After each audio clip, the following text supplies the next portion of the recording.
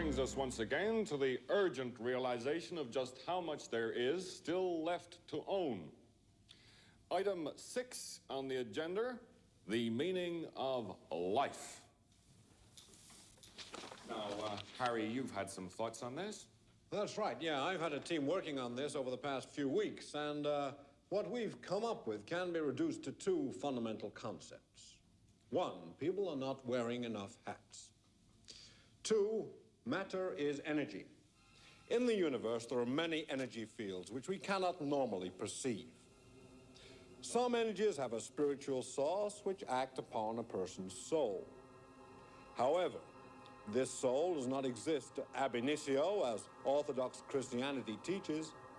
It has to be brought into existence by a process of guided self-observation. However, this is rarely achieved owing to man's unique ability to be distracted from spiritual matters by everyday trivia. What was that about hats again? People aren't wearing enough. Is this true? Certainly. The hat sales have increased, but not pari passu, as our research When you initially... say enough, enough for what purpose?